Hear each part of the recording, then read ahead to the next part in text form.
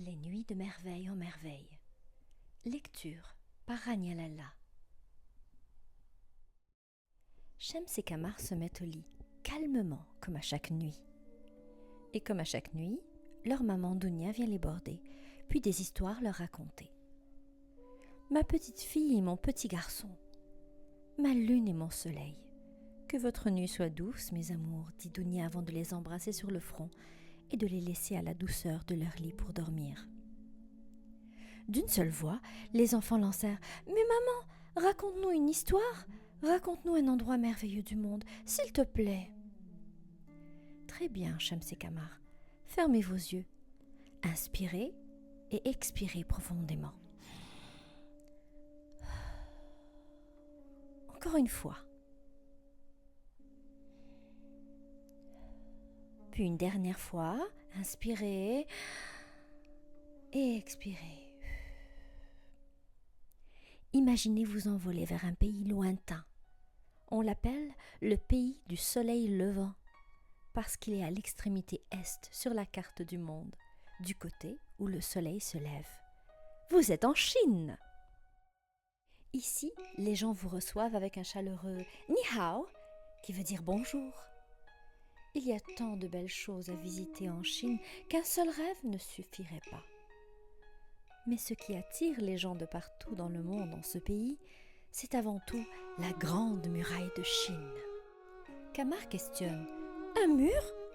Les gens y vont pour voir un mur ?» Pas n'importe lequel mur, mon amour. La grande muraille est une des 7 merveilles du monde, une construction humaine immense de plus de 8000 km de long. Mais si l'on comptait les barrières naturelles telles les montagnes et les rivières auxquelles la grande muraille a été stratégiquement collée, sans oublier les parties détruites aujourd'hui de la muraille, on dit que sa longueur totale serait de plus de 21 000 km. Les empereurs voulaient vraiment que les frontières de leur pays soient protégées. Impressionnant, n'est-ce pas, les enfants? Shams et Kamar sont bouche bée et ne font qu'acquiescer de la tête. Des millions de personnes ont dû travailler de longues années pour bâtir cette muraille de protection, il y a très longtemps. La légende veut que ce soit la seule construction que l'on voit de l'espace. En Chine, on trouve également un lieu qui est resté secret longtemps. C'était l'habitation de l'empereur. On l'appelle la cité interdite, parce que personne n'y avait accès. Aujourd'hui, les touristes de partout peuvent s'y rendre et profiter de la beauté unique de ce lieu. Et puis, il y a également le mausolée de l'empereur Qin. C'est un énorme tombeau où l'on peut voir une armée de soldats en terre cuite, tous grandeur nature et avec des caractéristiques physiques différentes, comme une vraie armée. Je vous parle ici de 8000 statues. Des soldats d'argile avec leurs armures et armes, mais aussi des chevaux et des chariots de guerre. L'empereur Qin voulait une armée éternelle, alors il l'a fait construire en argile dure pour son tombeau. Dans les rues, les gens roulent beaucoup à bicyclette et mangent à toute heure du jour et de la nuit. Il y a des parfums sucrés et salés dans l'air. Les mets et les spécialités sont très surprenants parfois. Dépendamment des régions, on peut retrouver dans son assiette autant une soupe d'aileron de requin qu'un plat mijoté à la méduse ou du concombre de mer. Kamar s'exclame « Oh, mais non, maman, j'ai envie de pleurer, pauvre requin, et les méduses sont tellement belles. On dirait des anges de la mer. » Shams interrompt. « Anges de la mer ou pas, elles brûlent, oulala !» Dounia répond « Quelle sensibilité, mon petit ange. Tu as raison, Kamar.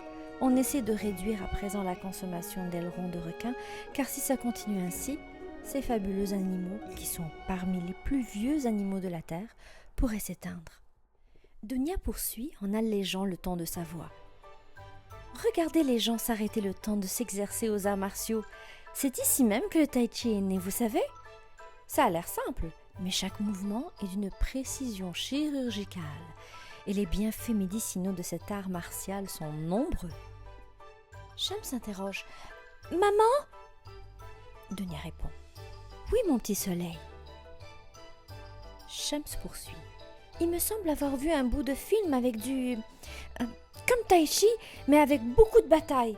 Un monsieur musclé, mais pas géant du tout, mais il gagnait même contre 1000 personnes plus grandes et plus fortes que lui.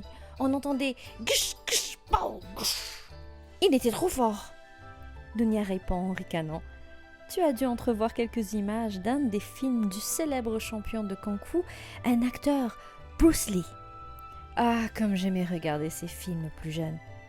Vous voyez les enfants, la taille d'une personne ne dit rien de ses capacités. Les gens avec leurs jolis yeux bridés semblent sourire tout le temps ici. Puis ils sont si heureux de vous voir les visiter.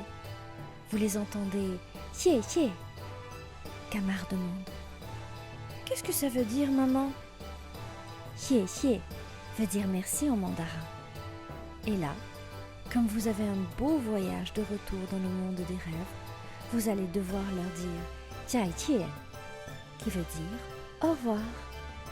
Shams et Camar protestent.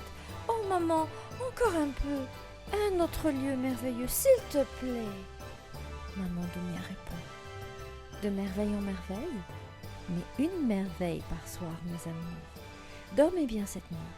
Demain est un autre jour, et le soir venu, je vous ferai visiter un château plein de splendeur et de couleurs en Inde.